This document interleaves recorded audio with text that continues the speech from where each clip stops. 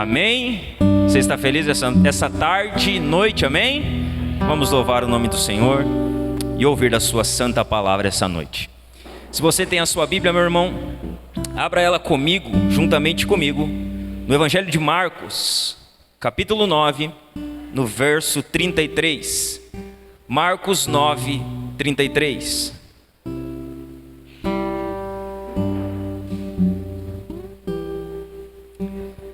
Marcos, capítulo 9, no verso 33.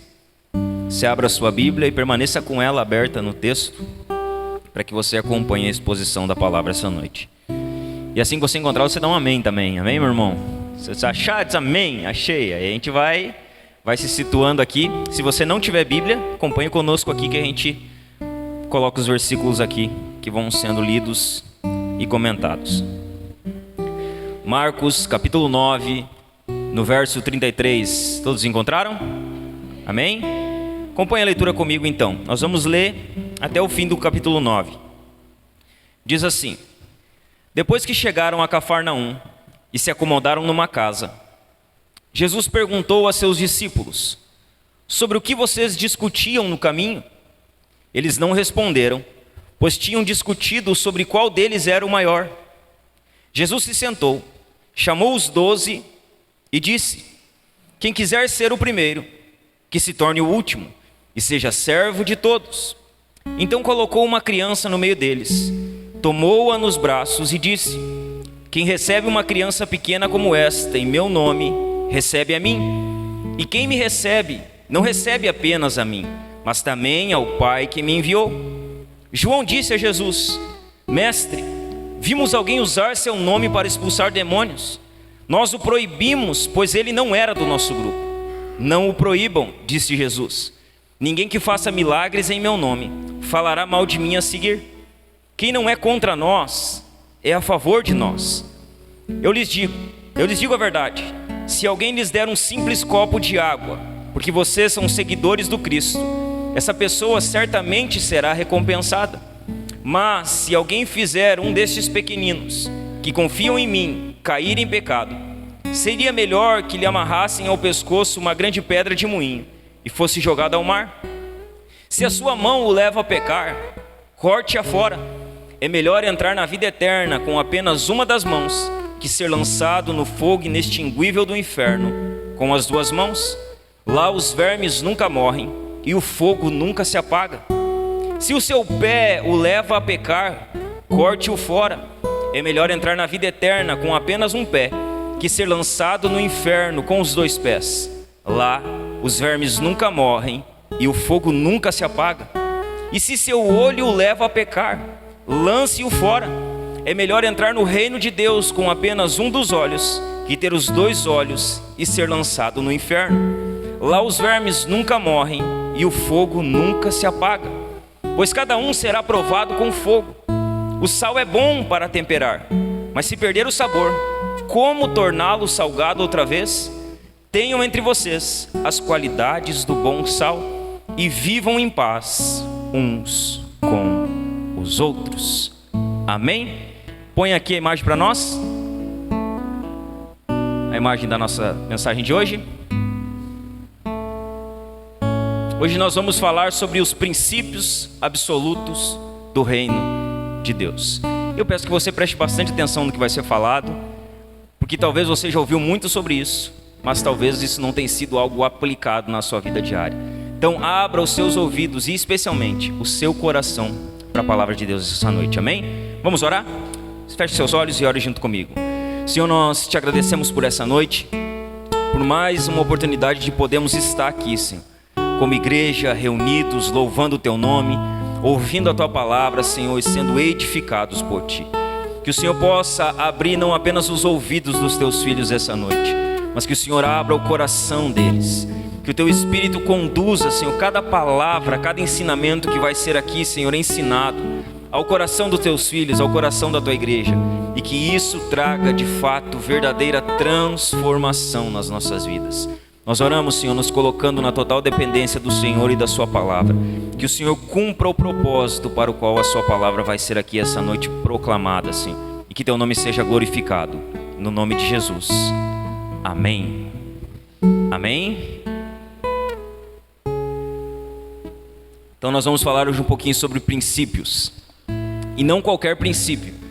Princípios absolutos do reino de Deus. Nós vamos fazer uma breve introdução e depois nós entramos de fato no desenvolvimento do que nós vamos falar. Quando nós lemos esse texto aqui, desde o verso 33 até o verso 50, se nós formos olhar o contexto, ou ler o contexto do que Jesus está falando aqui, nós vamos ver que Jesus havia terminado de falar para os discípulos, falar para eles sobre autossacrifício, dizendo que era necessário que ele morresse, que ele entregasse a sua vida. Jesus, ele havia acabado de falar aos seus discípulos sobre autossacrifício. E aí, quando Jesus está falando de autossacrifício, enquanto ele está falando que vai entregar a sua vida, que vai ter que morrer por pecadores, os discípulos estão discutindo.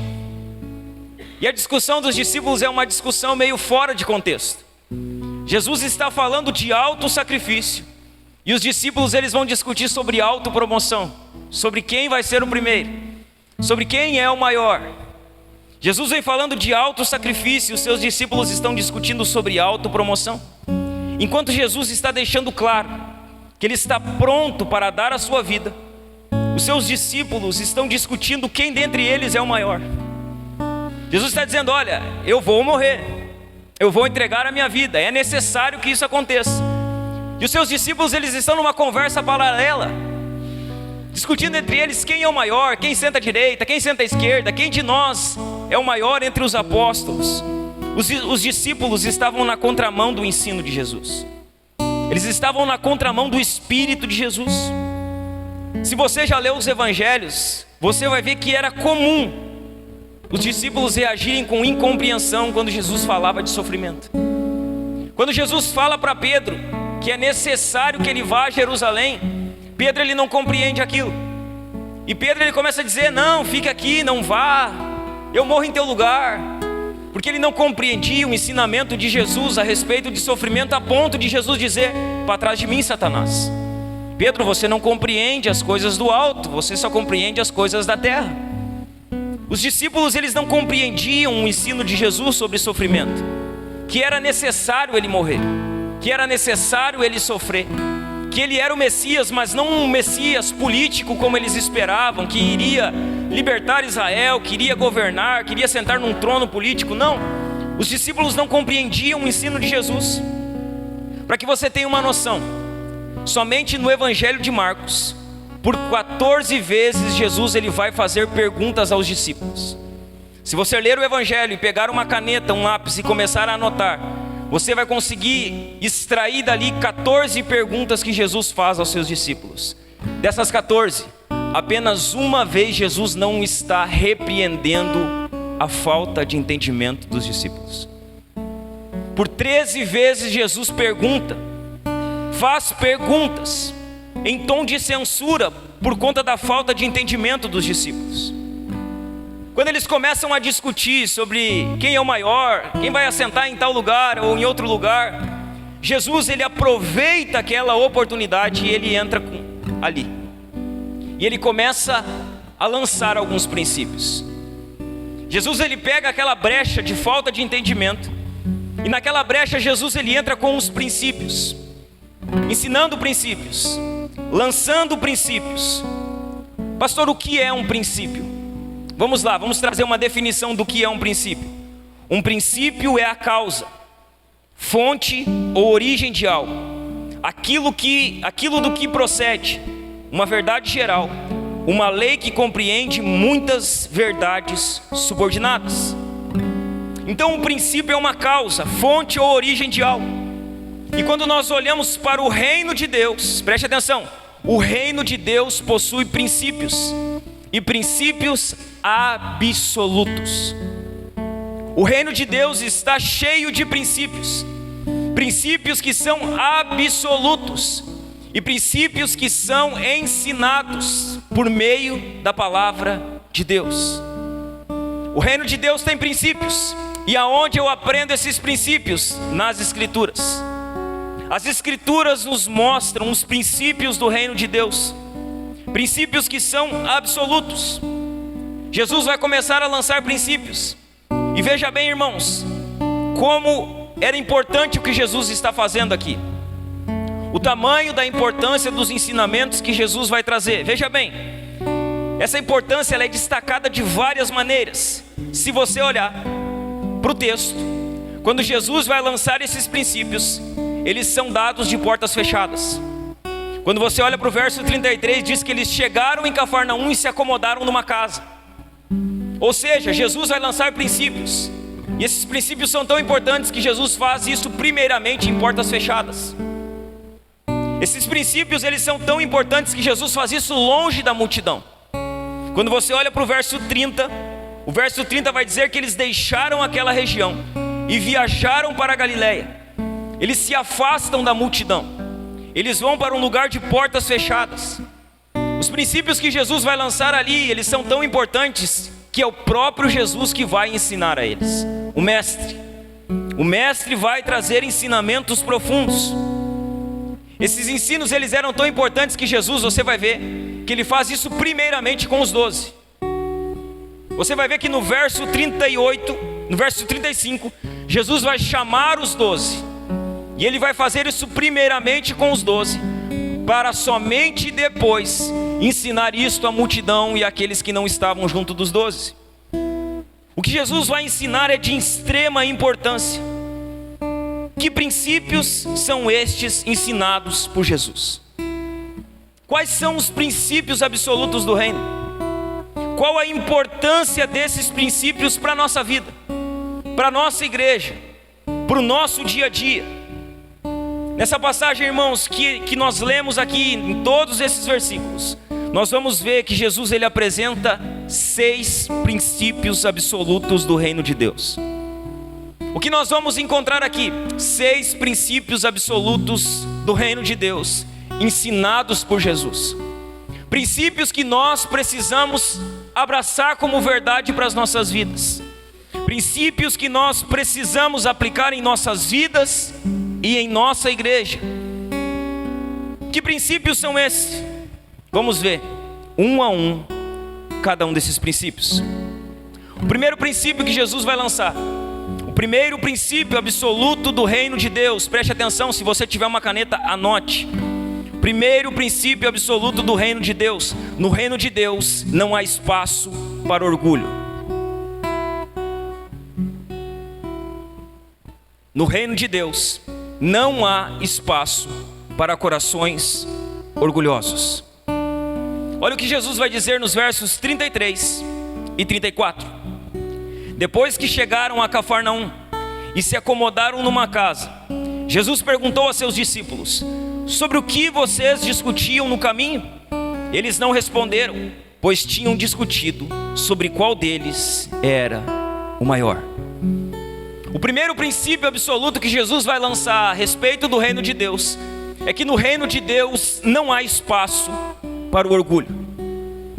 Os discípulos estavam discutindo sobre qual deles era o maior dentre eles. Quem de nós é o maior? Quem de nós é o melhor? Os discípulos estavam querendo superioridade. Eles estavam pensando em projeção, em grandeza, em status, em reconhecimento diante dos homens. A ambição dos discípulos era a projeção do eu, porque o orgulhoso sempre se preocupa com o eu. A ambição deles era a projeção do eu e não do outro. A ambição é o desejo dos discípulos. A ambição e os desejos dos discípulos estavam em desacordo com o que Jesus havia acabado de falar a eles. Então veja bem, eles estavam com uma ambição: quem é o maior? Quem vai sentar à direita? Quem vai sentar à esquerda? Só que a ambição deles está em desacordo com o que Jesus vem ensinando. A ambição deles está em desacordo com o que Jesus havia acabado de falar. Jesus está falando de morte, de alto sacrifício, e eles estão pensando em promoção, em grandeza. Você já parou para pensar, irmão, que as suas ambições podem estar totalmente desalinhadas da vontade de Deus para a sua vida? Você já parou para pensar que aquilo que você talvez tenha buscado com todas as suas forças, talvez não seja o que Deus tem para você? Os discípulos estavam com as suas ambições totalmente contrárias àquilo que Jesus havia acabado de ensinar. Jesus tinha acabado de falar a eles a respeito do seu sofrimento e morte. Jesus havia acabado de falar sobre isso.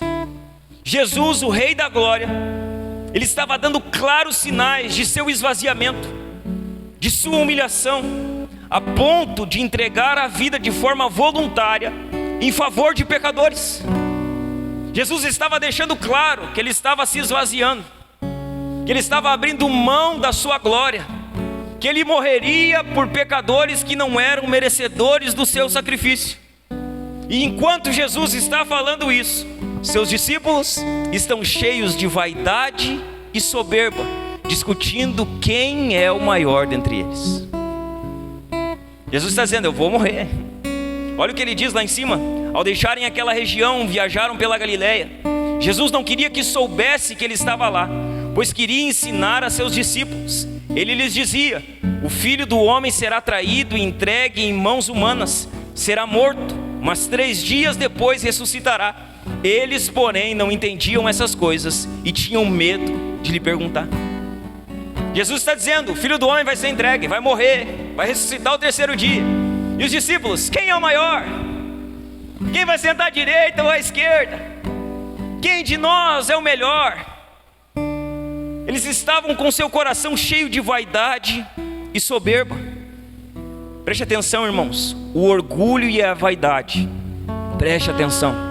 O orgulho e a vaidade, ele tem esse poder. Ambos têm esse poder de nos fazer perder tempo com coisas que são irrelevantes, deixando de lado o que de fato importa. Sabe o poder que o orgulho e a vaidade eles exercem sobre nós? Eles nos fazem deixar de olhar e de render a nossa vida ao que verdadeiramente importa, e a gastar nossa vida e tempo com aquilo que é irrelevante. Os discípulos estavam pensando em coisas insignificantes. O orgulho, irmãos, é um dos pecados mais comuns arraigados na natureza humana. Sabe qual é um dos pecados mais comuns que estão entranhados na nossa natureza humana? O orgulho. O orgulho, ele endurece o coração da pessoa, irmãos. O orgulho, ele torna a pessoa insensível, incrédula, resistente à verdade de Deus. E o orgulho é um dos pecados mais comuns nas nossas vidas. Aí você diz: eu não tenho orgulho. Você acha que não tem. Você pensa que não tem. Eu sempre falo isso, né? Mas o orgulho é que nem aquela frase, né? O orgulho é que nem mau hálito. Quem tem não sabe. O orgulho é um dos pecados mais comuns que estão arraigados à nossa natureza humana. Quando você olha para a Bíblia, Satanás, que é denominado como Lúcifer, ele cai por causa do orgulho. Quando você olha para Adão e Eva no princípio, eles caem por causa do orgulho. Esse foi o motivo da queda de Satanás, esse foi o motivo da queda de Adão e Eva. E esse tem sido o motivo causador da queda de muitas pessoas hoje. Sabe o que tem feito muitas pessoas caírem e se afastarem do Senhor? Orgulho. Sabe o que tem feito muitas pessoas se afastarem da casa de Deus, da presença de Deus, da vida em comunhão? Orgulho. O orgulho tem sido o causador de diversas quedas, da queda de muitos. Põe para nós a primeira citação de John Charles Riley. Veja que ele vai falar sobre o orgulho. Olha o que ele diz: todos nós nascemos fariseus. Todos nós julgamos-nos melhores e mais merecedores de melhores coisas do que temos recebido. Essa altivez constitui-se numa barreira que nos mantém distantes do arrependimento diante de Deus e do amor ao próximo. Deixa a frase aqui. O que o orgulho faz conosco? Ele faz nós olharmos para nós e pensarmos que nós merecemos mais do que temos recebido. Ele faz nós olharmos para nós e pensarmos que nós merecemos coisas melhores do que aquelas que nós temos. Veja bem, eu vou falar depois sobre isso. Essas coisas são alimentadas por um falso evangelho, que diz que você merece muito mais do que você tem, que você merece coisas melhores do que a que você já possui. Só que na verdade isso apenas alimenta o orgulho, isso apenas alimenta a altivez. E toda vez que o orgulho é alimentado, ele acaba de certa forma nos tornando insensíveis à voz do Senhor, a ponto de ser uma barreira que nos separa do verdadeiro arrependimento, a ponto de ser uma barreira que nos separa do amor ao próximo. O que o orgulho faz conosco nos torna duros, o orgulho nos torna insensíveis, o orgulho nos faz pensar que nós merecemos mais, coisas melhores, coisas maiores, coisas mais dignas. Isso é apenas o orgulho que está brotando dentro do nosso coração. Jesus vem lançando um princípio dizendo: olha, o orgulho não tem espaço no meu reino. Não há espaço para orgulho no reino de Deus. As Escrituras, irmãos, elas vão fazer uma forte advertência a respeito da ambição. Veja bem, a Bíblia adverte de forma veemente o ambicioso, o avarento, aquele que tem e quer sempre mais. Põe para nós Provérbios 16, 18. Provérbios 16, 18. Olha o que diz: o orgulho, ele precede a destruição, a arrogância precede a queda. Então, antes de uma pessoa ser destruída, o orgulho vai tomar conta do coração dela. Antes de uma pessoa cair, a arrogância vai tomar conta da vida dela. São coisas que precedem, são coisas que antecedem. Veja bem, irmãos, nós temos diversos textos que evidenciam isso de forma clara. Vamos lá? 3 pessoas que experimentaram disso que eu estou falando. A primeira delas, Senaqueribe, rei da Síria. Põe para nós 2 de Crônicas, capítulo 32, versos 14 e 15 primeiramente. 2 de Crônicas 32, versos 14 e 15. Olha o que diz, aqui é Senaqueribe falando. Senaqueribe, ele monta um reino, ele monta um cerco ao reino de Israel. E ele começa ali a desferir algumas ameaças. Olha o que ele diz nos versos 14 e 15. No contexto ele está dizendo: nós já destruímos todos os grandes povos da nossa volta, os seus deuses não tiveram poder para nos parar, nós acabamos com todos eles. Aí no verso 14 ele vai dizer assim: qual de seus deuses foi capaz de salvar seu povo do poder destruidor de meus antecessores? O que os faz pensar que o seu Deus, o seu Deus está falando a Israel, porque o Deus aqui é diferente. O que os faz pensar que seu Deus poderá livrá-los de minhas mãos? Verso 15. Não permitam que Ezequias os engane, não se deixem iludir por ele. Volto a dizer, nenhum Deus de qualquer nação ou reino foi capaz de livrar seu povo das minhas mãos, ou das mãos de meus antepassados. Muito menos o Deus de vocês o salvará do meu poder. Como Senaqueribe está diante do povo de Israel? Com um coração altivo, com um coração orgulhoso. Se você ler a sequência do texto, você vai ver que os soldados do reino da Síria debocham do povo de Israel. Só que olha o que acontece nos versos 20 e 21, põe para nós. Olha o que acontece nos versos 20 e 21 com Senaqueribe. Então o rei Ezequias e o profeta Isaías, filho de Amós, oraram e clamaram aos céus. Versos 21. E o Senhor enviou um anjo que destruiu o exército assírio com todos os seus comandantes e oficiais.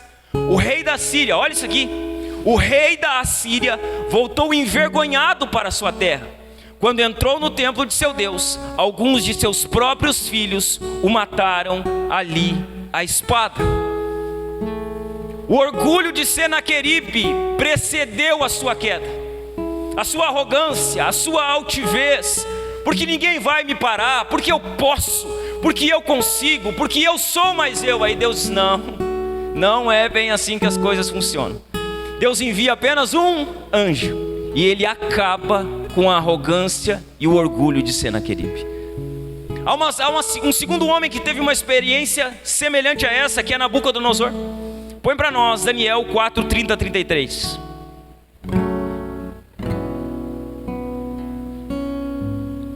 Olha o que diz.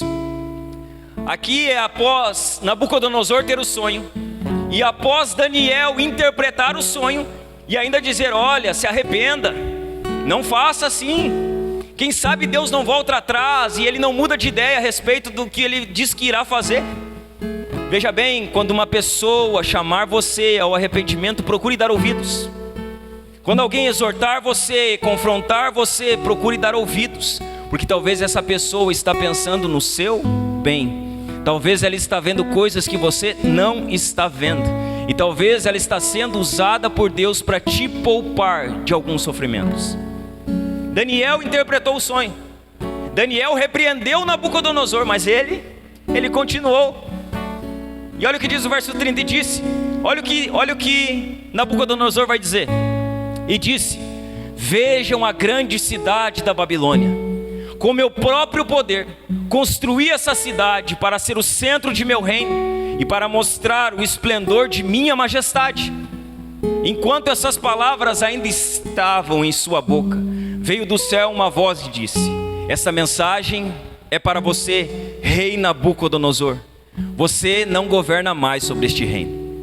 Será expulso do convívio humano, viverá nos campos com os animais selvagens e comerá capim como os bois. Viverá desse modo por 7 períodos, até que entenda que o Altíssimo domina sobre os reinos do mundo e os dá a quem Ele quer. Sabe o que aconteceu com o orgulho e a arrogância de Nabucodonosor? Deus botou ele literalmente para pastar. Deus fez com que Nabucodonosor se tornasse verdadeiramente um monstro. Se você ler o restante desse capítulo 4, você vai ver que depois que Nabucodonosor volta à sã consciência, ele louva a Deus e diz: não há outro Deus na terra a não ser o Deus de Israel. Veja bem, irmão, preste atenção. Você não precisa chegar nesse lugar. Você não precisa passar por esse tipo de situação. Você tem a oportunidade de se arrepender hoje. Você tem a oportunidade de voltar o seu coração para Jesus hoje. Você tem a oportunidade de abrir mão de todo o orgulho que possa estar dentro do seu coração hoje. Veja bem, o orgulho não encontra espaço no reino de Deus. Há um terceiro homem que teve uma experiência a respeito disso, que é Herodes Agripa. Põe para nós Atos 12, versos 21 a 23. Olha o que vai dizer. Conseguiram põe o 20, para dar contexto. O rei Herodes estava muito irado com o povo de Tiro e Sidom. Assim as duas cidades se uniram na tentativa de se reconciliar com o rei, pois dependiam de suas terras para obter alimento. Então, tendo conquistado o apoio de Blasto, assistente pessoal do rei, conseguiram uma audiência. No dia marcado, Herodes, vestindo seus trajes reais, sentou-se em seu trono e fez um discurso para eles. O povo o ovacionava, gritando: é a voz de Deus, de um Deus e não de um homem. No mesmo instante, um anjo do Senhor feriu Herodes com uma enfermidade, pois ele não ofereceu a glória a Deus. Foi comido por vermes e morreu. Quando Herodes se engrandece e começa a ouvir: é de Deus, que homem de Deus. Quando ele começa a ser ovacionado pelo povo, sabe o que Deus faz? A glória não é dele, a glória deveria ser dada a mim. Acabou o seu tempo. Deus literalmente mata Herodes ali. O que aconteceu com Herodes? Seu coração se encheu de orgulho. Seu coração se tornou um coração arrogante. Essa foi a experiência de Senaqueribe. Essa foi a experiência de Nabucodonosor. Essa foi a experiência de Herodes Agripa. E infelizmente, essa será a dura experiência de todos que agem dessa maneira. Infelizmente, essa será a dura experiência de todos aqueles que deixam o orgulho tomar lugar no seu coração, que deixam a altivez tomar lugar no seu coração. A Bíblia é clara ao dizer que todo aquele que se exalta, ele será abatido. Que todo aquele que se exalta, ele será humilhado. E que todo aquele que se humilha, ele será exaltado. O primeiro princípio absoluto do reino de Deus é que no reino de Deus não há espaço para o orgulho. Jesus vai lançar aqui um segundo princípio absoluto. E o princípio é que no reino de Deus, o maior é aquele que serve. Jesus lança um segundo princípio, um princípio absoluto. E que princípio é esse? No reino de Deus, quem é o maior? O maior é aquele que serve. No reino de Deus, quem é o maior? O maior é aquele que se faz servo de todos. Olha o que ele vai dizer no verso 35. Jesus se sentou, chamou os 12 e disse: quem quiser ser o primeiro, que se torne o último e seja o servo de todos. Segundo princípio absoluto do reino de Deus é que no reino de Deus o maior é aquele que serve. Os valores do reino de Deus estão em clara oposição aos valores do mundo. Em clara. São valores opostos. Tudo aquilo que o mundo tem como verdade, o reino de Deus tem como mentira. São princípios opostos. No reino de Deus, a pirâmide, irmão, você já deve ter ouvido isso, né? Mas no reino de Deus, a pirâmide, ela é de cabeça para baixo. No reino de Deus, a pirâmide social está invertida, está de ponta cabeça. No reino de Deus, o maior é o menor. No reino de Deus, o que tem mais preeminência é o servo de todos. Quem é grande no reino de Deus? Essa era a disputa deles. Aí Jesus vem e diz: olha, vocês precisam aprender algo. Vocês estão pensando que o maior é aquele que ocupa posições maiores, que o maior é aquele que tem status maiores, que o maior é aquele que tem títulos maiores. Mas deixa eu ensinar algo para vocês. No meu reino, no reino de Deus, o maior é aquele que serve a todos. O maior é o servo. O maior é aquele que está servindo. A ideia dos discípulos sobre o que significava ser grande ou maior, ela precisava ser radicalmente alterada. Aí você pode pensar, né? Você está aí sentado dizendo: pastor, mas eu conheço esse texto de cabeça. Eu até já falei sobre isso aí para as pessoas. Eu já preguei sobre isso. Já ensinei outras pessoas que o maior é o que serve. Muitos de nós conhecem esses textos de cabeça. Mas a verdade é que muitos de nós, ou talvez todos nós, assim como os discípulos, precisamos de forma urgente entender de fato o que significa ser grande no reino de Deus. De fato. Sabe por quê? Porque muitos cristãos estão com o seu entendimento secularizado a respeito de coisas importantes. Sabe o que aconteceu? A mente de muito crente se tornou secularizada. Eles não pensam de forma bíblica, eles pensam da forma que o mundo está pensando. Eles pensam da forma que esse século está pensando. Eles abriram mão de pensar de forma bíblica e estão com a sua mente secularizada. Por quê? Porque a Bíblia não é mais a fonte, ou porque talvez a Bíblia nunca foi a fonte. Talvez, veja bem, irmão, você saber um texto não significa que a Bíblia é a sua fonte de vida. A Bíblia vai ser a sua fonte de vida se você sabe o texto e pratica o texto. Se você sabe o texto e aplica o texto. Se você sabe o texto e vive o texto. Se a Bíblia não for a nossa fonte de instrução, a nossa mente vai se tornar secularizada. Não vamos compreender importantes assuntos. Põe para nós a próxima citação.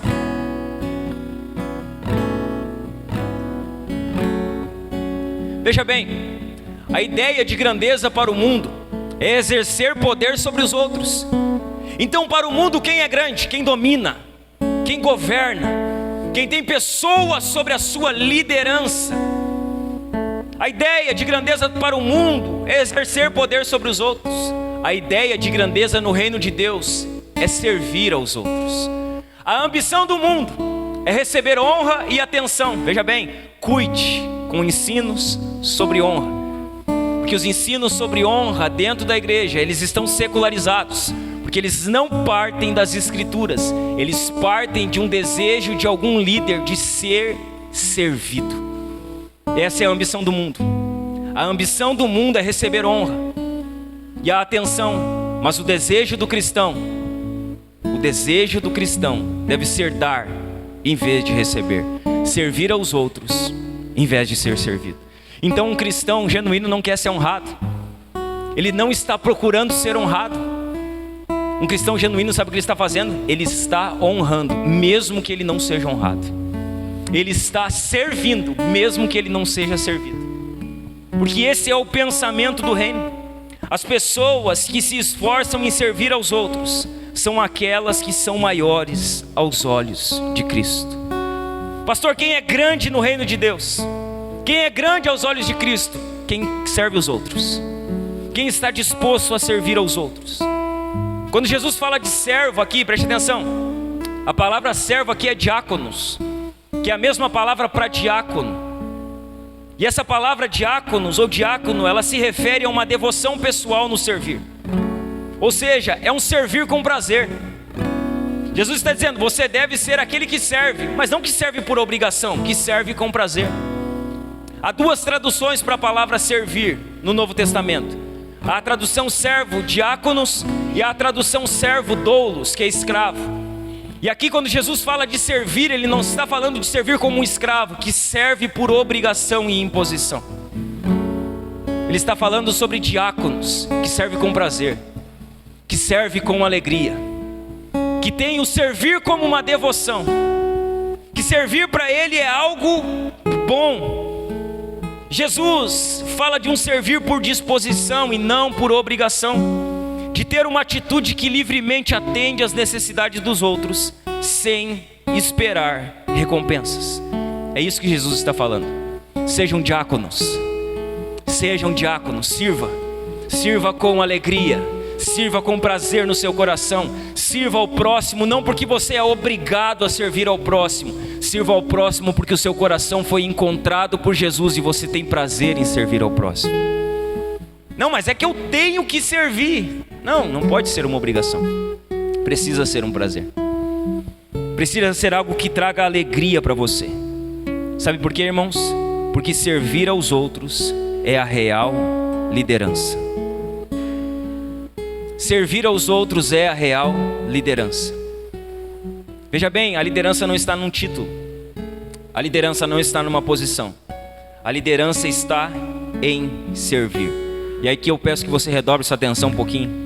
Se você está aqui hoje, se você é um líder, ou se você entende que Deus chamou você para liderar, você precisa entender pelo menos 4 coisas. Não, Deus me chamou para liderar. Eu sei que eu sou um líder, não só na igreja, eu sou um líder na minha empresa, sou um líder na minha escola, eu sou um líder no meio dos meus amigos. Se você é um líder, se você entende que Deus chamou você para liderar, há pelo menos 4 coisas que você precisa entender de forma bíblica. A primeira delas, em vez de usar as pessoas, o líder serve elas. O líder não usa as pessoas, o líder serve as pessoas. As pessoas, elas não são empregadas do líder, elas não são subordinadas ao líder. As pessoas são alvo do serviço do líder. O líder serve. O líder é aquele que serve as pessoas e não aquele que usa as pessoas. Segunda coisa que você precisa aprender sobre liderança, se você é um líder ou deseja ser um líder, o verdadeiro líder, ele tem um coração de servo, ainda que não tenha uma posição de liderança. O verdadeiro líder, ele tem um coração de servo, ainda que ele não tenha uma posição de liderança. O seu coração é um coração que está servindo.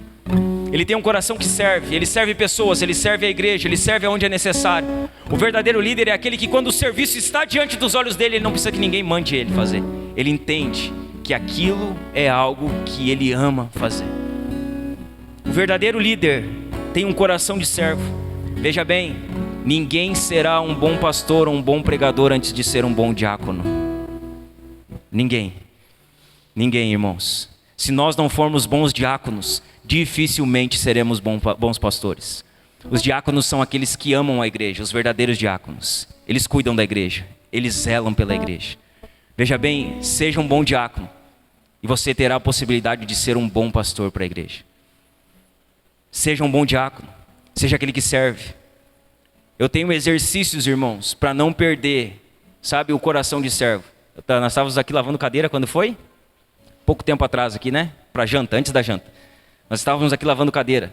E eu comentava, irmãos, desde que eu me converti, eu tenho 11 anos de conversão. Eu nunca perdi uma lavagem de cadeira da igreja. Nunca.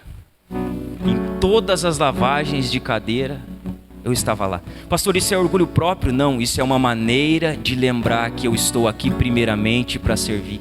E que a minha posição de pastor, pregador, ou sei lá como queiram chamar, ela não é superior à minha posição de servo dentro da casa de Deus. O verdadeiro líder serve, ele tem um coração de servo. Ele não está buscando uma posição, ele está buscando um lugar para servir. Veja bem, não busque uma posição dentro da igreja, busque uma necessidade que há nela e sirva com todo o seu empenho nela. A igreja tem essa necessidade, sirva.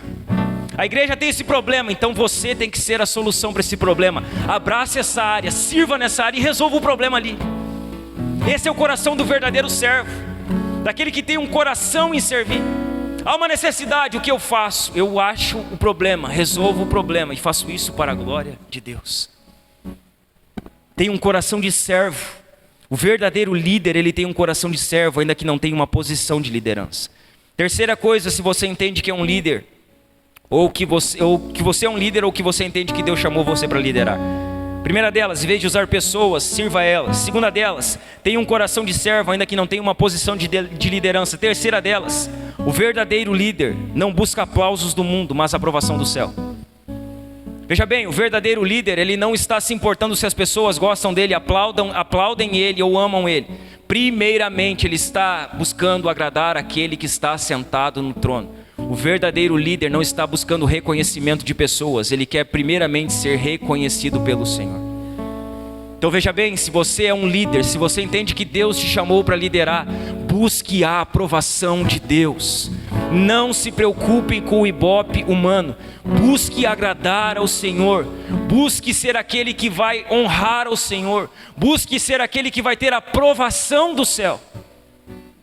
No mundo dos likes, todo mundo quer ser aprovado pelas pessoas. Mas veja bem, irmão, quantidade de like não significa que Deus está nos aprovando. Não significa que os céus está aprovando as nossas atitudes. Quarta coisa, ou quarta atitude que você precisa entender se você é um líder ou entende que Deus te chamou para liderar. O verdadeiro líder não busca ser grande diante dos homens, mas grande aos olhos de Deus. Então, se Deus chamou você para liderar, busque ser grande diante de Deus. Busque ser grande aos olhos de Deus. Ah, pastor, mas eu faço e ninguém me reconhece. Bem-vindo ao time, irmão. Você não está aqui para ser reconhecido por pessoas. Busque ser reconhecido por Deus. Busque agradar a Deus. Busque ser aquele que vai honrar a Jesus. Nós nos preocupamos muito com o que as pessoas pensam de nós. Mas nós temos que perguntar e pensar primeiro o que Deus está pensando de nós. Será que Deus está se agradando de nós? Não, mas eu não agrado homens, eu agrado a Deus. Será? Será que não é apenas um chavão evangélico? Eu não estou aqui para agradar a homens, com certeza não. Mas você está aqui para agradar a Deus. E a pergunta é, se você não está agradando a homens, pelo menos você está agradando a Deus? Ou será que você não está desagradando aos homens e também desagradando a Deus? O verdadeiro líder não busca ser grande diante dos homens, mas ser grande aos olhos de Deus. Põe para nós a terceira citação de Warren Wiersbe. Olha o que vai dizer. A filosofia do mundo é que você é grande se os outros estão servindo a você. Mas a mensagem de Cristo é que a grandeza vem de você servir aos outros. Aonde está a grandeza? Está em servir. Quando eu sou grande, quando eu sirvo aos outros. O mundo diz que você é grande quando você tem pessoas que servem você. Jesus diz, você é grande quando você serve os outros. Então pare de buscar ser servido e comece a servir. Sabe, faz que nem Jesus. Jesus, ele pegou uma bacia com água e uma toalha. E aí ele sentou e disse, agora vem aqui que eu vou ensinar uma lição para vocês. Jesus se tira a sua roupa, ele senta e ele começa a lavar os pés dos discípulos. Ele lava o pé de um por um. Pedro, ele tenta não deixar. Jesus explica para ele, ó, preciso te lavar os pés, Pedrão, senão tu não vai ter parte comigo.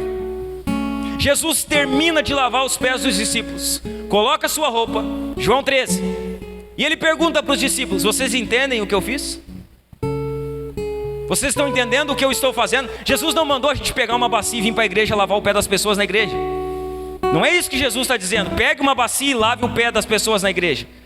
Jesus está falando sobre serviço. Ele está ensinando uma lição sobre serviço. Ele diz: se eu sou mestre e Senhor, lavei os pés de vocês, vocês também devem lavar os pés dos outros. Jesus vai dizer assim: eu vos deixei exemplo, façam o que eu lhes ensinei. E aí nós pegamos o texto, irmão, enchemos uma bacia d'água e viemos lavar o pé das pessoas na igreja, e achamos que isso é o que Jesus mandou fazer. Jesus está falando sobre servir, não sobre lavar o pé de ninguém, irmão. Que nós não somos judeus para estar lavando o pé das pessoas. Jesus está dizendo: sirva. Eu estou servindo vocês, agora sirvam. Ah, pastor, mas eu já lavei o pé das pessoas com a bacia. Não faz mal, era tempo da ignorância, irmão. Se arrepende hoje, não lava mais, por favor. Jesus está falando sobre servir. Ah, mas é um ato profético. Ato profético é você pegar a palavra e praticar ela. Isso é um ato profético. Faça isso.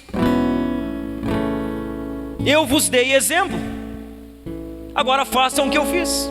Sirvam.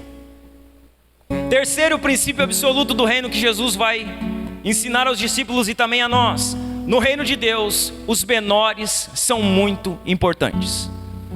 Terceiro princípio absoluto: no reino de Deus, os menores têm uma grande importância. Olha o que ele vai dizer nos versos 36 e 37. Eu sei, irmão, peraí, eu sei que você disse: não, pastor, eu já lavei o pé, irmão. Eu já fiz tanta coisa também, irmão, né? Mas a gente está aqui para amadurecer no entendimento. Então a gente precisa amadurecer e não voltar a fazer mais, né? Já fiz um monte de coisa que hoje eu prego contra, mas eu já fiz também. Um dia eu confesso algumas delas para vocês. Amém? Então descansa, não entre em condenação aqui dizendo: puxa vida, já lavei o pé das pessoas, agora o pastor disse que eu devia lavar. Que coisa. Ignorância, aprendemos. Vamos fazer o que é certo. Amém? Terceiro princípio que Jesus estabelece aqui: no reino de Deus, os menores são muito importantes. Nos versos 36 e 37 ele vai dizer assim: então colocou uma criança no meio deles, tomou-a nos braços e disse: quem recebe uma criança pequena como esta em meu nome, recebe a mim. E quem me recebe, não recebe apenas a mim, mas também ao Pai que me enviou. Preste atenção. Quando Jesus pega uma criança e coloca no meio ali, isso aí tem um significado, irmãos. Naquele tempo e naquele contexto, as crianças elas não recebiam a atenção dos adultos. Sabe, não é que nem hoje que se dá uma grande importância para as crianças. Isso é importante. Mas naquele tempo não acontecia isso com as crianças. Elas não recebiam a atenção dos adultos. O que Jesus faz? Ele valoriza as crianças, dizendo que quem recebe uma criança, a menor pessoa, a menos importante no conceito da sociedade da época, recebe a ele. E quem recebe a ele, recebe ao Pai que enviou a ele. Então tem um significado em Jesus pegar uma criança. As crianças eram de certa forma excluídas. Não havia uma preocupação com elas. Aí Jesus disse assim: eles não se importam com os pequenos, mas deixa eu ensinar para vocês: eu me importo com os pequenos. Eu me importo com os menores. Veja bem, irmãos, a criança ali, ela representa os excluídos, os não notados, que por muitas vezes parecem não ser levados em consideração por nós. Esse é o sentido de uma criança ali. Jesus está falando a pessoas que são excluídas, a pessoas que elas não são notadas, a pessoas que vocês não levam em consideração. Mas deixa eu ensinar uma lição para vocês: vocês não levam em consideração os menores, mas no meu reino os menores são importantes. No meu reino os pequenos são importantes. No meu reino aqueles que são invisíveis, eles são importantes. Ser grande no reino de Deus é cuidar daqueles que são menos valorizados, mais carentes e mais necessitados. Então há pessoas necessitadas, carentes e que precisam de ajuda. E qual o nosso trabalho? Nosso trabalho é se importar com os pequenos. Porque no reino de Deus, os pequenos, os menores, eles são muito importantes. Jesus, ele nos encoraja a demonstrar amor, atenção e cuidado aos mais fracos que creem nele. Ele faz isso de forma veemente. No verso 37 ele diz: quem recebe uma criança pequena como esta em meu nome, recebe a mim. E quem me recebe não recebe apenas a mim, mas também o Pai que me enviou. Jesus, ele dá uma ênfase nessa questão dos menores, daqueles esquecidos, sabe, dos invisíveis, que passam desapercebidos aos nossos olhos. A ambição humana não vê outro sinal de grandeza senão status, riquezas e altas posições na sociedade. O que é ser grande segundo a ambição humana? É status, sabe? Riqueza, posição. Mas Jesus, o Filho de Deus, declara que o caminho para a grandeza e o reconhecimento divino é devotar-se ao cuidado dos mais fracos da família da fé. É devotar-se ao cuidado daqueles que têm necessidade no nosso meio. Sabe, é se empenhar em cuidar desses, se empenhar em ajudar a esses. Há uma grande, preste atenção, há uma grande recompensa em se dedicar ao cuidado daqueles que são desprezados e esquecidos pela sociedade. Há uma grande recompensa. Há uma grande recompensa em nós investirmos nosso tempo, nosso dinheiro, o que nós temos naqueles que necessitam. Veja bem, se você lê Mateus 25, Jesus está num sermão escatológico e ele vai fazer separação de bodes e ovelhas. E no sermão escatológico ele vai dizer: porque eu tive fome e me deste de beber. Eu tive fome e me deste de comer. Eu tive sede e me deste de beber. Eu tive nu e você me vestiu.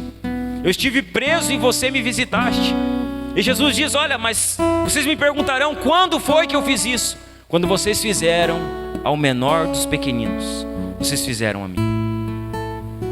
Jesus diz então: entre. Veja bem, irmãos, há uma grande recompensa em se dedicar ao cuidado daqueles que são desprezados. Se dedique aos menores. Se dedique a quem tem uma necessidade.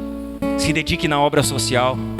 Sabe, se você conhece uma necessidade social que você pode suprir, supra ela. Ajude pessoas, sirva pessoas, dê de comer a pessoas, dê de vestir a pessoas. Sabe, encoraje pessoas, ajude pessoas a sair de situações difíceis em que estão vivendo. No reino de Deus, os menores são importantes. No reino de Deus, há reconhecimento divino àqueles que investem na restauração daqueles que são marginalizados, daqueles que são abandonados pela sociedade. Invista nessas pessoas. Invista em restaurar pessoas. Invista em recuperar pessoas que estão perdidas nesse mundo. Invista, irmãos. Esse trabalho é um trabalho, irmão, quase invisível. Sabe? Esse trabalho é um trabalho que é feito, ele passa desapercebido, pouca gente vê. Já bem, nós temos um trabalho social aqui na igreja. Toda quinta-feira nós levamos alimento para pessoas que estão na rua. Deixa eu fazer uma pergunta para você. Alguma vez você já procurou algum dos irmãos que vai toda quinta-feira, debaixo de sol, debaixo de chuva, no calor, no frio, muitas vezes saindo de casa, podendo estar em casa, para ir servir essas pessoas? Alguma vez você parou para conversar com eles?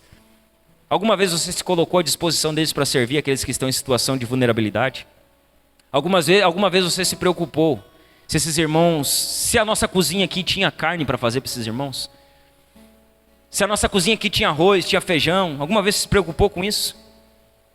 Veja bem, essas coisas elas passam desapercebidas do meio da igreja, porque elas parecem ser coisas irrelevantes.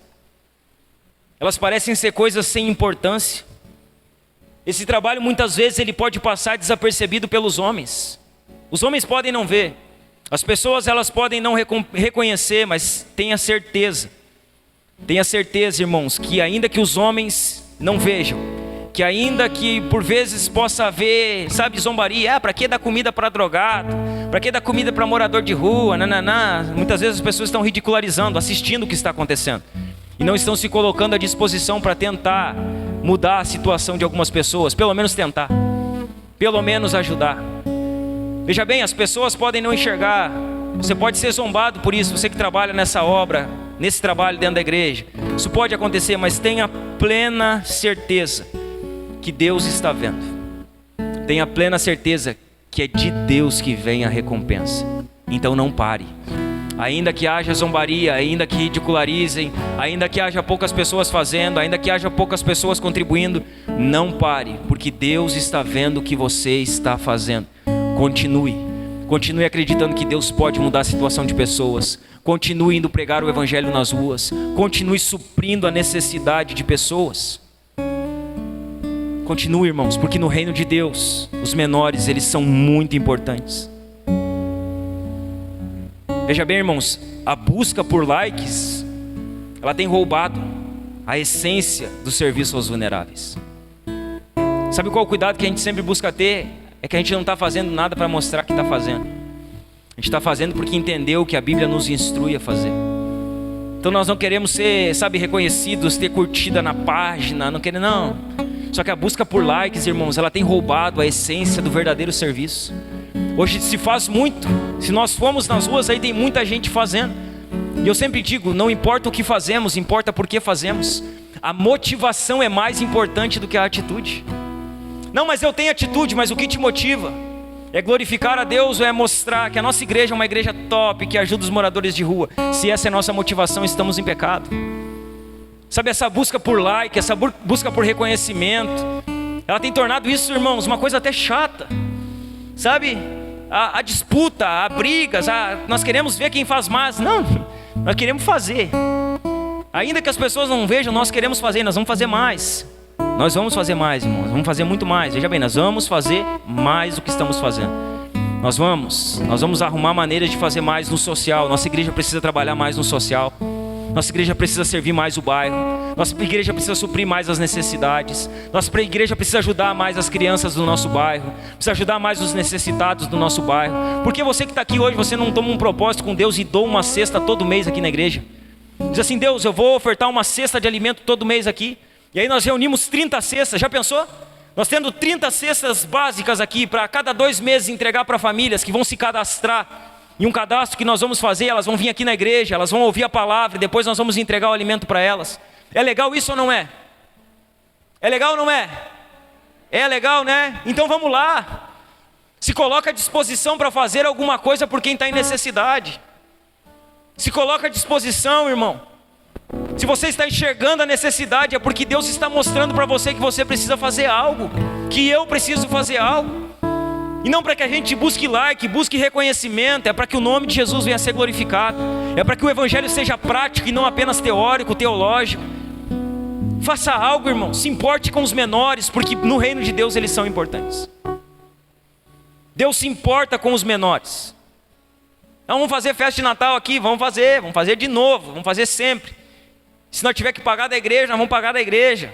E Deus vai dar condição para nós pagar. E assim como a gente fez no dia das crianças, assim como a gente faz sempre. Às vezes tem irmão aqui que se desdobra em 10 irmãos, 10. Sabe, eles se desdobram em 10. Eles tiram do bolso, eles vêm aqui, eles vão para lá, eles fazem. Quem sabe você não pega um pouquinho desse fardo e vamos fazer mais? Você não quer ver esse bairro aqui sendo trabalhado, abençoado? Sabe, ver as crianças aqui, eu sempre digo, será que nós não podemos fazer mais pelas crianças? Botar uma escola de futebol aqui, será que nós não podemos, sei lá, alugar outro prédio, fazer um social? Botar computador para criança, botar lá, arrumar professoras que vão dar aula para criança? Será que mais para frente nós não podemos ter a condição de trabalhar para ter uma creche aqui nessa cidade, aqui nesse bairro cristã? Nós podemos, nós devemos, mas o que nós estamos fazendo? Nós estamos assistindo, reclamando e pedindo que a prefeitura faça. Nós queremos que o prefeito faça. Nós queremos que a prefeitura coloque. Não, vamos fazer nós, irmãos. Vamos nós fazer isso no nosso bairro, na nossa comunidade. Vamos ser igreja aqui. Vamos se importar com os pequeninos. Não adianta você reclamar que seu filho vai para a escola, lá só tem esquerdista, lá só tem petista, lá só tem marxista, lá só tem não sei o quê. O que nós vamos fazer? Nós vamos ficar brigando com os professores? Nós vamos ficar lá dizendo, não, nós precisamos fazer algo. Nós precisamos tirar eles desse contexto e inserir eles em outro contexto. Nós precisamos fazer algo. O que nós vamos fazer? O que você pode fazer para mudar a vida de uma pessoa aqui no nosso bairro? O que você pode fazer? Faça. Mas é pequeno, pastor. Faça. Não, pastor, mas eu queria... Você não precisa nem pedir nada para mim. Não, eu posso, pastor, fazer isso? Você não precisa. Se é para servir o próximo, você tem que ir lá e servir. Você não precisa nem falar comigo, que eu não sou dono da sua vida. Não sou o validador das suas obras. Eu sou apenas aquele que incentiva você a fazer. Você não precisa pedir bênção para mim, porque eu não sou seu papai espiritual. Sou seu pastor que edifica você na sua fé. Só isso. E que se preocupa com a sua fé. Que se você tiver mal na sua fé, você pode esperar que eu vou chamar você e nós vamos conversar. Mas fora isso, irmão, você precisa ser adulto. Você precisa ter atitude de crente. Você precisa servir as pessoas sem pedir bênção para o pastor. Então, se você conhece uma necessidade, sirva nessa necessidade. Faça algo. No reino de Deus, os menores são importantes. Quarto princípio que Jesus vai lançar aos discípulos aqui: no reino de Deus não há espaço para o exclusivismo denominacional. Olha o que vai dizer Marcos 9, 38 até o 41. João disse a Jesus: Mestre, vimos alguém usar seu nome para expulsar demônios, nós o proibimos, pois ele não era do nosso grupo. João estava perdido, né? Não proíbam, disse Jesus. Ninguém que faça milagres em meu nome falará mal de mim a seguir. Quem não é contra nós, é a favor de nós. Eu lhes digo a verdade. Se alguém lhes der um simples copo de água, porque vocês são seguidores do Cristo, essa pessoa certamente será recompensada. Quarto princípio que Jesus vai lançar aqui. No reino de Deus não há espaço para o exclusivismo denominacional. Jesus vai falando, traz uma criancinha e diz: olha, você precisa ser que nem uma criança aqui, ó. Estão vendo ela? Vocês precisam receber o reino assim. Quem recebe uma criança como essa, recebe a mim. Quem recebe a mim, recebe meu Pai. Aí o João entra na parada e diz: olha, Senhor, eu estava passando ali e tinha um homem expulsando demônios em teu nome. Sabe o que nós falamos para ele? Que ele tinha que parar na hora.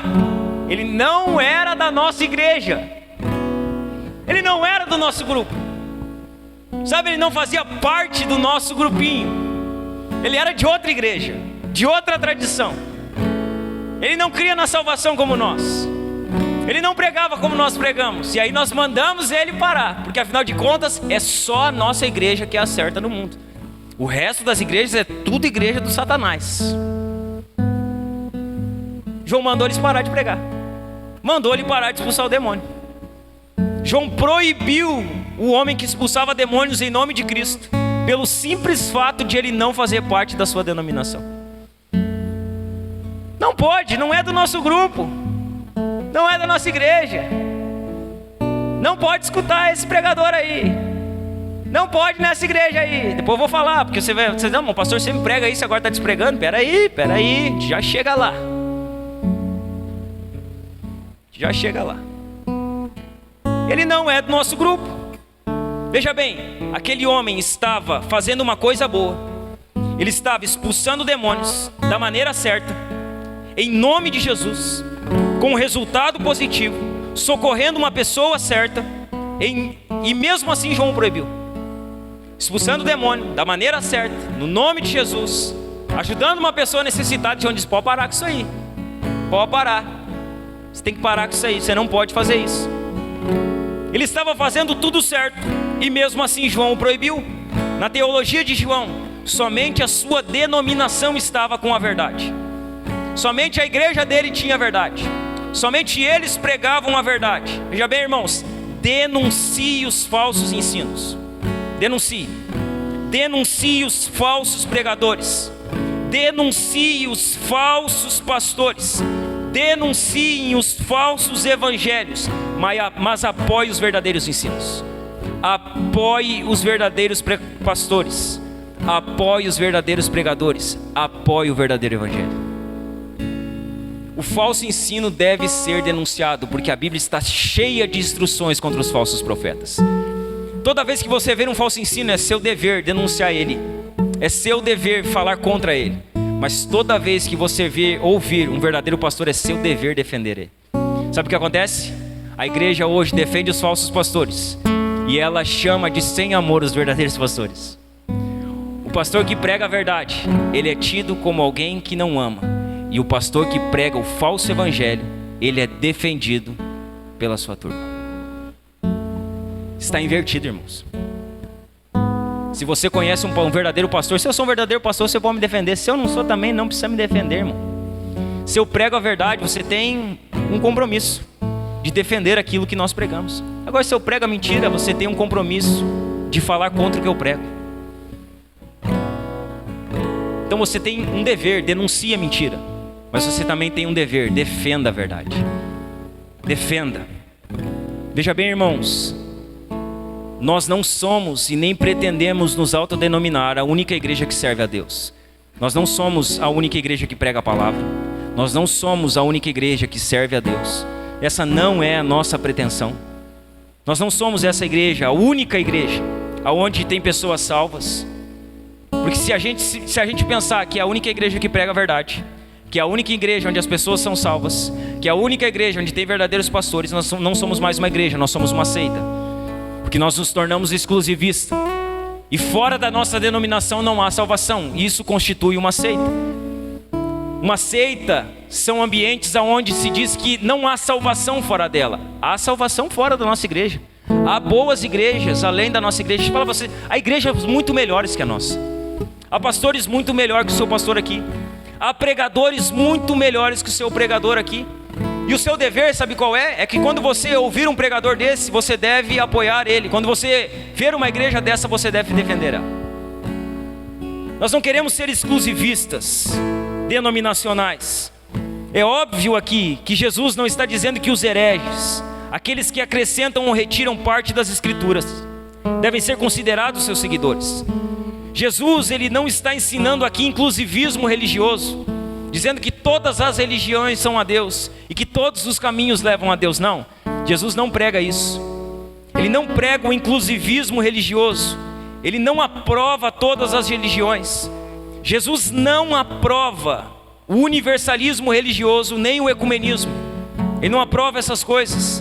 Não há, veja bem, não há unidade espiritual fora da verdade. Então o que nós vemos hoje? Que há uma ênfase na unidade. As igrejas precisam ser unidas. Elas precisam ser unidas enquanto a palavra de Deus for respeitada. Se o que nos divide é a verdade, irmãos, então nós estamos agradando a Deus. Porque não há unidade espiritual fora da verdade. Dando conselhos práticos aqui: não idolatre a nossa igreja. Não idolatre ela. Não me idolatre. Não sou o seu ídolo, sou o seu pastor. Não idolatre a nossa igreja, mas ame ela, sirva ela, defenda ela até o ponto em que ela não vá contra a palavra de Deus. Então veja bem, se você encontra nessa igreja aqui, uma igreja sadia, que prega o evangelho, uma igreja saudável, que não pega falsas doutrinas, você tem um compromisso, meu irmão. Você precisa amar essa igreja, você precisa servir essa igreja, você precisa dar vida aqui, sabe? Você precisa dar mais do que você tem dado. Eu preciso dar mais do que eu tenho dado. Se nós estamos nesse ambiente, é um compromisso que nós temos: servir, amar e defender até o ponto em que não vamos contra a palavra, mas condene os falsos ensinos. Condene os falsos ensinos, condene os falsos mestres. Veja bem, irmão, saiba que sempre há muitas igrejas espalhadas pelo mundo, de muitas tradições diferentes, que devem ser apoiadas, pois estão servindo ao Senhor de forma bíblica e fiel. Esse mundo é grande, irmão. Nossa cidade é grande, nosso estado é grande. Tem muita igreja bíblica, de tradição diferente da nossa. Tem igrejas que elas não creem em pontos que nós cremos, elas creem diferentes, que não são pontos essenciais. E o que nós devemos fazer? Essas igrejas nós devemos apoiar. Elas estão pregando o evangelho, elas estão tratando da obra de Deus com sinceridade, elas estão sendo bíblicas dentro daquilo que elas creem, dentro da tradição que elas seguem. Quinto princípio que Jesus vai ensinar aqui: no reino de Deus é necessário o afastamento de tudo que nos afasta da santidade. Princípio absoluto: no reino de Deus, tudo aquilo que impede você de ser santo é algo que deve ser abandonado. O que está impedindo você de viver uma vida santa? Você precisa largar isso de mão hoje aqui. Você precisa abandonar isso hoje aqui. No reino de Deus é necessário o afastamento de tudo que nos afasta da santidade. Leia comigo dos versos 42 a 48. Eles vão dizer assim: mas se alguém fizer um destes pequeninos que confiam em mim cair em pecado, seria melhor que lhe amarrassem ao pescoço uma grande pedra de moinho e fosse jogada ao mar. Se sua mão o leva a pecar, corte-a fora. É melhor entrar na vida eterna com apenas uma das mãos, que ser lançado no fogo inextinguível do inferno com as duas mãos. Lá os vermes nunca morrem e o fogo nunca se apaga. Se seu pé o leva a pecar, corte-o fora. É melhor entrar na vida eterna com apenas um pé, que ser lançado no inferno com os dois pés. Lá os vermes nunca morrem e o fogo nunca se apaga. E se seu olho o leva a pecar, lance-o fora. É melhor entrar no reino de Deus com apenas um dos olhos, que ter os dois olhos e ser lançado no inferno. Lá os vermes nunca morrem e o fogo nunca se apaga. Quinto princípio então que Jesus vai lançar: é necessário o afastamento de tudo que nos afasta da santidade. Veja bem, irmãos, é uma possibilidade terrível servir a Deus em vez da fé, ao abandono da fé e privar aos irmãos da salvação eterna. É uma possibilidade terrível, ao invés de nós servirmos a Deus, servirmos a fé, nós abandonarmos a fé. E com isso, nós privarmos outros irmãos da salvação eterna. Assim como Deus responde ao menor gesto de amor pelo irmão, Ele também reage a tal injustiça. É o que Ele diz no verso 41, 42. Se alguém der um copo de água para vocês, recebam, vai ter recompensa. Agora, se alguém fizer um dos pequeninos pecar, é melhor botar uma pedra no pescoço e se jogar dentro do mar. Seria melhor que fizesse isso. Então Jesus reage tanto ao amor quanto à injustiça. O reino de Deus, irmãos, é o reino da santidade. E todos aqueles que vivem na prática do pecado jamais entrarão nele. Veja bem, tudo aquilo que nos impede de caminhar em santidade deve ser radicalmente removido. Tudo aquilo que impede você de viver uma vida santa precisa ser radicalmente removido. Uma pergunta antes que eu dê continuidade: o que tem te afastado da santidade? O que tem impedido você de viver uma vida santa?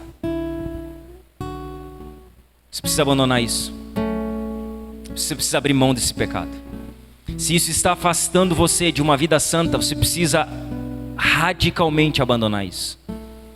Você diz: pastor, mas é muito difícil, dói muito para mim fazer isso. Deixa eu falar algo para você. Qualquer sacrifício que precisamos fazer, ele é insignificante em comparação com o supremo valor de pertencer a Cristo. É muito difícil, eu não consigo, é muito doloroso. Veja bem, é insignificante. É nada comparado ao valor de pertencer a Cristo. O que você precisa abandonar? Qual pecado tem afastado você da santidade? O que tem sido uma barreira entre você e uma vida santa? Qual o sacrifício que você precisa fazer? Do que você precisa abrir mão? Do que você precisa se afastar? Vou além, de quem você precisa se afastar? Porque você talvez precisa se afastar de coisas, você talvez precisa se afastar de ambientes, e você talvez precisa se afastar de pessoas. Talvez tem pessoas que estão sendo um empecilho na sua vida de santidade, e você diz: não, mas é muito difícil, pastor. É nada comparado ao valor de pertencer a Cristo. É nada comparado ao valor de ser de Jesus, irmãos. Do que você precisa se afastar? De quem você precisa se afastar? O que tem roubado você de uma vida santa? O que tem roubado você de uma vida em santidade? Jesus vai usar 3 figuras aqui. Ele vai falar da mão, do pé e do olho. Ele diz: olha, se a tua mão te faz pecar, corte fora e lance no fogo. Lance fora. É melhor você entrar sem uma mão no céu do que você ir com as duas para o inferno. Lá o fogo é inextinguível, ele nunca se apaga, o verme nunca morre lá. Ele vai dizer: se teu pé está te fazendo pecar, corta fora, lança fora de uma vez, porque é melhor você entrar manco no céu do que entrar com os 2 pés no inferno.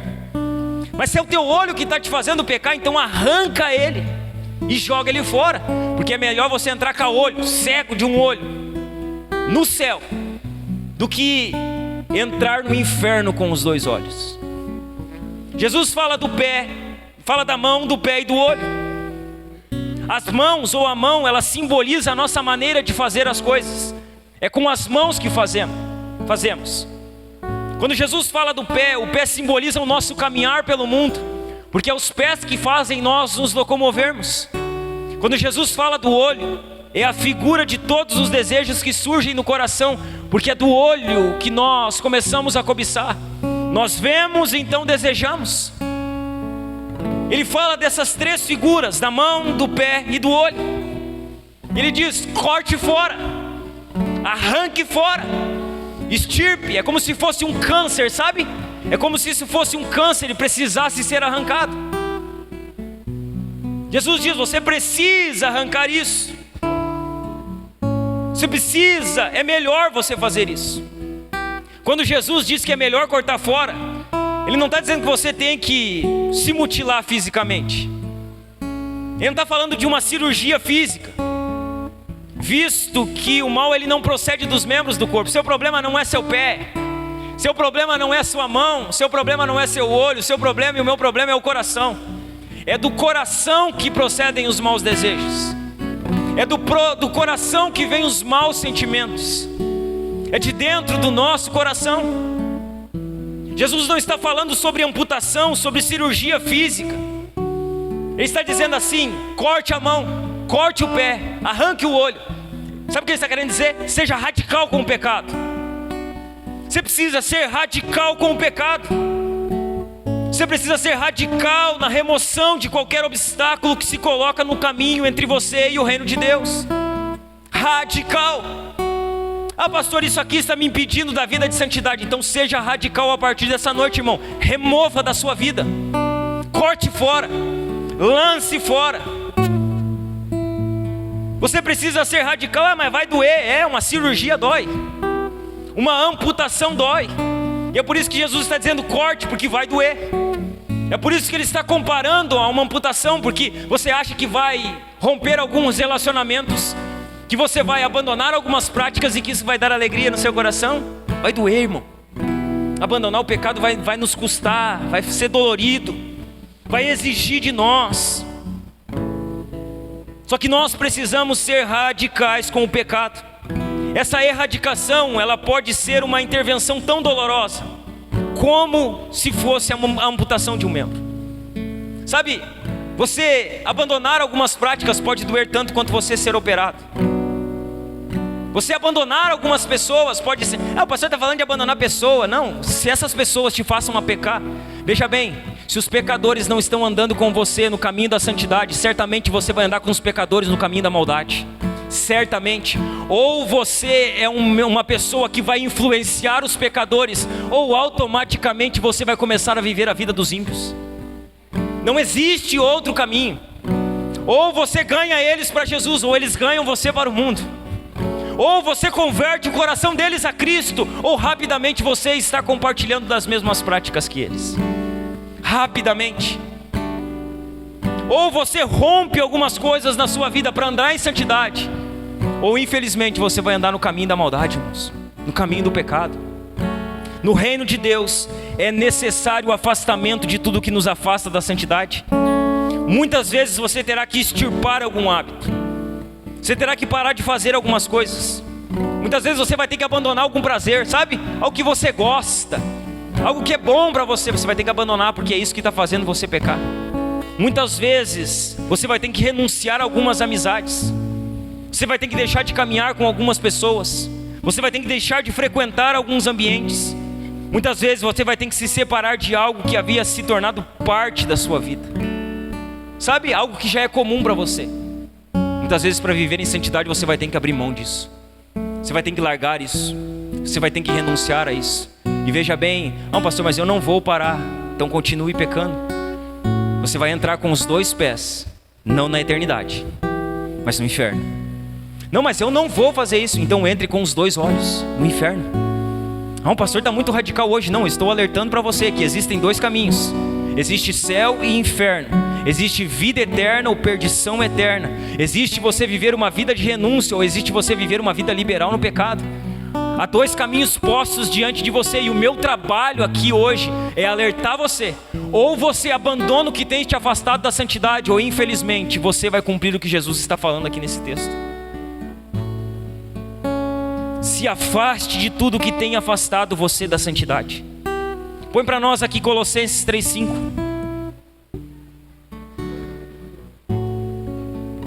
Colossenses 3:5. Portanto, façam morrer as coisas pecaminosas e terrenas que estão dentro de você. Faça morrer. Jesus, olha o que o Paulo está dizendo, não está fora. Ele diz que as coisas pecaminosas estão dentro. E sabe qual a ordem dele? Faça morrer isso. Você precisa fazer isso morrer. Isso precisa ser arrancado do seu coração. Faça morrer as coisas pecaminosas e terrenas que estão dentro de você.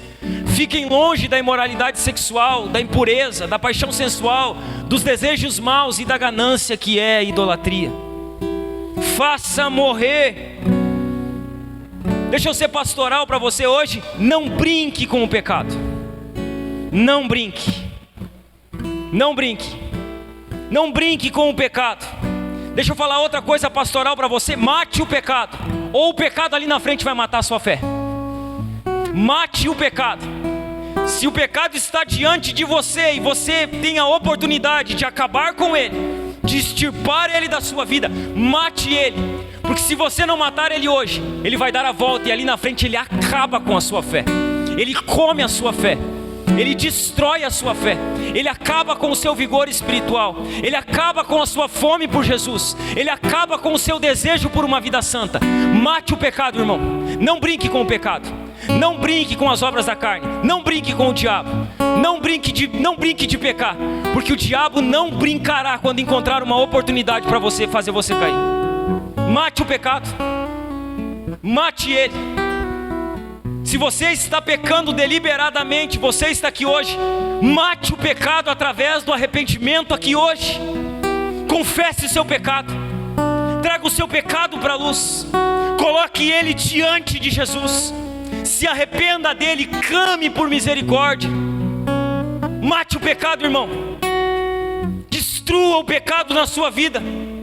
Não brinque com o pecado. Não brinque com ele. Se você tem a oportunidade, destrua ele. Na luta contra o pecado, o crente tem que lutar duramente. É duro, irmão.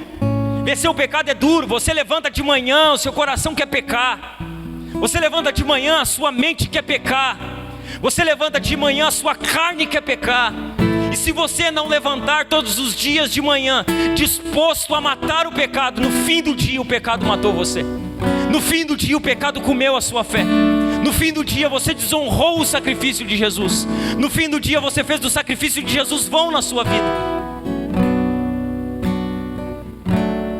Não, mas Jesus me ama. Vai brincando com o amor de Jesus. Não, mas é que na hora certa Jesus vai me trazer. Será que a hora certa não é hoje aqui? Será que Jesus não trouxe você hoje aqui essa noite para você abandonar os seus pecados? Para você se arrepender? Para você chorar pela vida que você tem levado? Será que não está na hora? Ah, pastor, está dando indireta. Não, estou pregando a palavra e tenho certeza que o Espírito Santo está falando. Certeza. Mate o pecado. Lute contra o pecado. Se afaste de tudo aquilo que te afasta de uma vida de santidade. Porque Jesus ele vai trazer o sexto princípio. E o sexto princípio está diretamente ligado com o quinto princípio. O quinto princípio é: se afaste de tudo que te afasta de uma vida de santidade. Sabe por quê? Porque no reino de Deus, o reino de Deus, ele revela que existe uma condenação eterna para aqueles que rejeitam o caminho da santidade. O reino de Deus, ele traz uma revelação. Todos que rejeitam o caminho da santidade, eles estão caminhando rumo à condenação eterna. O reino de Deus revela que existe uma condenação eterna para aqueles que rejeitam o caminho da santidade. Isso está no mesmo texto que nós lemos. Dos versos 42 a 48 ele está dizendo: corte, porque senão você vai entrar no inferno com os dois membros. Deixa eu falar para você, o inferno ele não é uma invenção das pessoas. O inferno ele não é uma história mitológica. O inferno ele não é uma história de mangá. O inferno ele não é uma história de quadrinho. O inferno ele é uma realidade. O céu e o inferno são realidades que estão postas diante de nós.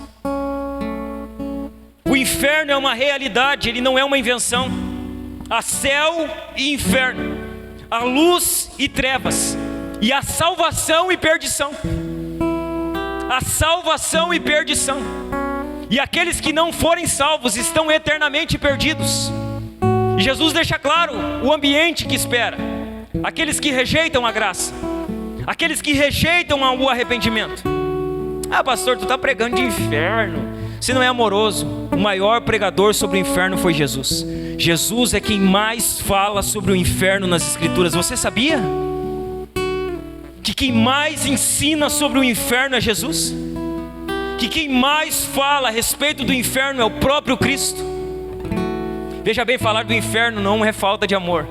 Na verdade, falar de inferno é amar as pessoas que estão ouvindo a nossa pregação e dizer: não queremos que você vá para lá. Não queremos que esse seja o seu destino. Não queremos que você caminhe rumo à perdição. Não queremos que você seja aquele que ou aquela que será condenado naquele dia. Jesus é quem mais fala sobre o inferno. É quem mais falou a respeito do inferno. Ele descreveu o inferno olha como ele descreve o inferno. Ele descreve o inferno como um lugar de tormento eterno, onde o fogo jamais se apaga e o bicho jamais deixa de roer. Ele diz, olha, o inferno é um lugar de tormento. O inferno é um lugar onde o fogo não vai se apagar. O inferno é um lugar onde o bicho não morre, o verme está lá vivo, sendo queimado e sendo vivo. Aí você pega o que Jesus está falando aqui e leva para a história do rico e do Lázaro. O rico está no inferno. E sabe o que ele está querendo fazer no inferno? Ele está querendo sair de lá. Ele está querendo que preguem para a família dele. Ele está com sede no inferno. E sabe o que Jesus diz naquela história? Que havia um abismo entre ele e Lázaro, que os profetas já haviam pregado, que ele não sairia de lá. Não existe purgatório. Você não vai para um estado intermediário, alguém vai ficar fazendo algumas rezas por você, e os seus pecados serão perdoados, e você sairá de lá um dia. Não. Aqueles que morrem hoje sem Cristo já estão no inferno. Aqueles que morrem hoje com Cristo já estão na eternidade. Já há pessoas no inferno e já há pessoas na eternidade. As pessoas não estão dormindo, como muitos de nós pensam. O sono da alma é um falso ensino. Já existem pessoas no lugar de tormento, onde o fogo não se apaga e onde o bicho não deixa de roer. Jesus é quem mais fala sobre o inferno. Ele fala que o inferno é um lugar preparado para o diabo, para os seus anjos e para todos aqueles que não conheceram a Cristo. O inferno é o estado final e eterno dos ímpios, depois da ressurreição e do último julgamento. Jesus ele usou 3 fortes expressões aqui nós vamos caminhando para a conclusão. Ele vai usar 3 fortes expressões aqui. A primeira delas, no versículo 49, ele vai dizer que cada um será provado com fogo. Ele vai dizer assim no verso 49, pois cada um será provado com fogo. Antes da vida do discípulo ser agradável a Deus, ela deve ser tratada com fogo. Sabe quando nós vamos ser agradáveis a Deus? Quando nós passamos pelo fogo. E aí nós estamos dizendo, Deus, me enche do teu fogo. Deus, eu quero fogo. Quando a Bíblia fala de fogo no Novo Testamento, ela não fala de movimento, ela fala de purificação, ela fala de perseguição e ela fala de juízo. E nós estamos cantando, envia o teu fogo, eu quero mais do teu fogo. Só que nós não entendemos o que significa fogo dentro do contexto do Novo Testamento. Veja bem, antes da vida do discípulo ser agradável a Deus, ela será tratada com fogo. O que fogo é esse? Esse fogo fala de purificação ou perseguição. Põe para nós 1 Pedro capítulo 1 verso 7. Olha o que diz: elas mostrarão que sua fé é autêntica, como o fogo prova e purifica o ouro, assim sua fé está sendo experimentada, e ela é muito mais preciosa que o simples ouro. Isso resultará em louvor, glória e honra no dia em que Jesus Cristo for revelado. Então o que é fogo ali? Purificação. O que Deus faz? Ele envia o seu fogo e purifica a nossa fé. Que fogo é esse que Jesus está falando? Vamos ver lá? 1 de Pedro capítulo 4 versículo 7, põe para nós. 4:7. O fim de todas as coisas está próximo. Portanto, sejam sensatos e disciplinados em suas orações. Deixa eu ver se eu anotei certo.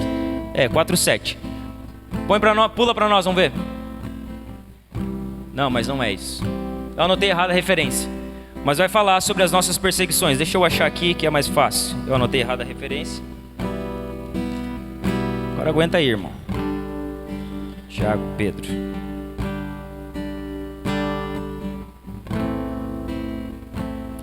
4:12, desculpe. 1 de Pedro 4:12, põe para nós. Amados, não se surpreendam com as provações de fogo ardente, pelas quais estão passando, como se algo estranho lhes estivesse acontecendo. Então fogo é purificação e fogo é provação. E Jesus diz o que? No versículo 49 de Marcos. Deixa eu achar de novo aqui. Agora calma aí que eu saí do meu texto. Ele vai dizer assim: pois cada um será provado com fogo, será purificado e será provado, será perseguido, passará por provações. Esse fogo fala de purificação ou perseguição. O discípulo é aquele que é purificado do mal e suporta o fogo da perseguição por amor a Jesus. A segunda expressão que Jesus vai usar aqui está também no versículo 50. Ele vai dizer: bom é o sal, mas se o sal vier a se tornar insípido, como lhe restaurar o sabor? O sal, irmãos, é bom. O sal é vida. Sabe, é insuportável viver sem sal. Você já comeu comida sem sal? É terrível. Comida sem sal é terrível. O sal, ele tem duas características: ele preserva e ele dá sabor. E olha o que Jesus diz: bom é o sal, mas se ele se tornar insípido, sem gosto, não tem mais nada para fazer, ele só serve para ser pisado.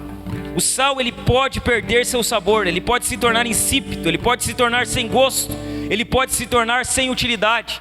O cristão, ele pode perder a sua essência. Ele é chamado para ser sal, mas ele pode deixar de ser sal. Ele pode perder as suas características e ele pode se tornar alguém inútil para Jesus. Veja bem, o mundo está em estado de decomposição. Sem a presença da igreja, esse mundo já estaria em estado de putrefação. Assim como o sal derrota a corrupção que ataca a carne morta, o cristão é aquele que conserva esse mundo que está em total corrupção. Então veja bem, quem conserva o mundo? A igreja. Tira a igreja desse mundo para você ver o que acontece com a igreja. Tira os crentes desse mundo para você ver o que vai acontecer com a igreja. Quem conserva esse mundo e quem retarda o apodrecimento desse mundo são os cristãos, a igreja, o sal. Jesus vai trazer uma terceira expressão aqui também no verso 50, dizendo: tenham em vocês a qualidade do bom sal e vivam em paz uns com os outros. Jesus está dizendo que devemos buscar a santidade, a qualidade do bom sal e o amor. Devemos ter uma relação certa com Deus e com os outros. Os discípulos de Jesus, eles têm sal em si mesmo e se deixam salgar por Deus e para Deus. E eles também vivem em paz e amor uns com os outros. 6 princípios absolutos. 6 princípios que devem ser praticados por nós. Vamos repeti-los? Vamos lá, e aí nós vamos para a aplicação. 6 princípios. Número 1, no reino de Deus não há espaço para o orgulho. Número 2, no reino de Deus o maior é aquele que serve. Princípio 3, no reino de Deus os menores são muito importantes. Princípio 4, no reino de Deus não há espaço para exclusivismo denominacional. Princípio 5, no reino de Deus é necessário afastamento de tudo que nos afasta da santidade. Princípio 6, o reino de Deus revela que existe uma condenação eterna para aqueles que rejeitam o caminho da santidade. Então, o reino de Deus possui princípios absolutos, princípios que são de extrema importância, que estão evidenciados nas Escrituras. E aqui nós vamos para a aplicação. Aqui nós vamos para aquilo que nós precisamos fazer, para a nossa resposta a isso. Os princípios são absolutos. O que devemos fazer diante desses princípios tão importantes e absolutos? E aí eu quero que põe para nós lá. O que devemos fazer diante desses princípios? Eles são princípios importantes. São princípios que regem o reino de Deus. O que fazemos? Qual a nossa resposta? Como nós podemos viver isso, praticar isso e ver isso na nossa vida?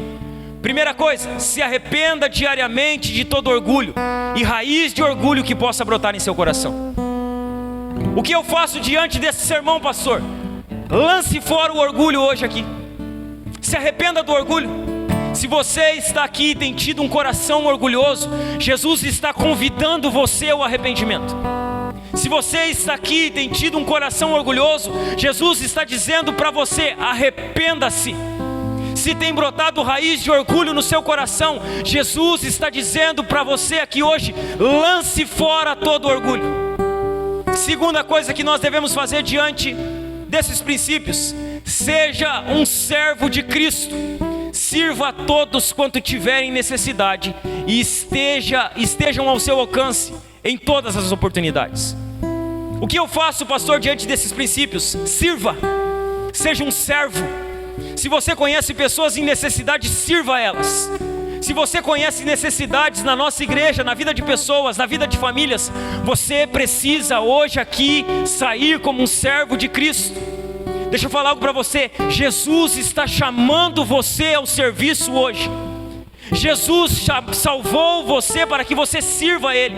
Saia dessa cadeira, levante a sua bunda dessa cadeira e faça algo para a glória de Jesus. Levante, irmão. Veja bem, essa cadeira não aguenta mais você sentado aí. Veja bem, eu não aguento mais ver você assistindo o culto. Jesus está chamando você ao serviço. Ele está chamando você para servir. O pastor falou bunda, não é pejorativo. Por exemplo, eu falo nádegas para ficar mais educado, mas não é palavrão, amém, irmãos? Não é linguagem torpe. É o que está sentado na cadeira aí. Jesus está dizendo: levanta o que está sentado na cadeira aí e vai fazer algo para o meu reino avançar. Sirva, seja um servo. Sirva a todos quanto tiverem necessidade. Sirva a todos que estiverem ao seu alcance. Sirva a todos em todas as oportunidades. Terceira coisa que nós devemos fazer diante desses princípios: se preocupe com os pequeninos. Se preocupe com os vulneráveis. Se preocupem com os necessitados. Sirva os invisíveis. Ajude os invisíveis. Seja alguém que vai trabalhar no social. Seja alguém que vai fazer obras sociais. Obras sociais não salvam ninguém. Igreja não é ONG, irmãos. As pessoas confundem. Elas acham que a igreja é a ONG. Igreja não é ONG. Igreja é igreja. Mas quem está na igreja está servindo as pessoas. As obras não salvam, mas as obras evidenciam. Sirva os necessitados. Se preocupe com os menores. Se preocupe com as crianças. Se preocupe com os nossos jovens. Se preocupe com as crianças que estão lá na salinha. Você já entrou na nossa salinha? Você já foi ver como é a nossa salinha? Você já saiu desse culto e viu o tamanho que é aquela sala?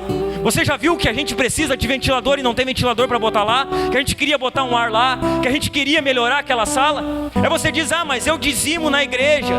Poucos dizimam, poucos contribuem. Quem sabe você sai do culto aqui hoje e vai lá ver como dá aquela salinha cheia de poeira, porque nós não temos um quadro para escrever para as crianças. Um calor, irmãos, que as tias estão lá se desdobrando para cuidar. E aí nós dizemos que amamos as crianças, que pensamos no futuro da criança. Então vamos servir as crianças da nossa igreja. Vamos servir as crianças na nossa festa de Natal. 16 de dezembro, festa de Natal da igreja. Precisamos salsicha para o cachorro quente. Precisamos ofertas para custear os brinquedos. Precisamos de voluntários para ajudar a cuidar das crianças. Sirva os menores. Se preocupe com os menores. Se preocupe com quem precisa da sua ajuda. Se preocupe com os futuros das crianças da nossa igreja. É função do pastor, é função da igreja pagar? Não é, é função nossa, nós somos corpo. Igreja é corpo, igreja não é pastor, igreja é corpo. Se nós vivemos como corpo, a igreja avança. Se nós vivemos como pessoas que são afastadas um do outro, a igreja fica estagnada. Sirva os menores, sirva as crianças, sirva os vulneráveis. O pastor está aqui hoje abrindo o baralho. Não, irmãos, eu estou falando aquilo que é a realidade. Nós estamos vendo necessidades e não estamos trabalhando para mudá-las. Levante-se, homens da igreja. Levante-se para fazerem a obra do Senhor aqui nessa cidade. Jesus salvou você. Seja homem, que nem as escrituras dizem. Faça algo para a glória de Deus. Vamos lá. Não se assuste, não se assuste. Esse é o pastor. Estou voltando, acho que a minha raiz, irmão. Sempre fui assim. Não, segunda parte.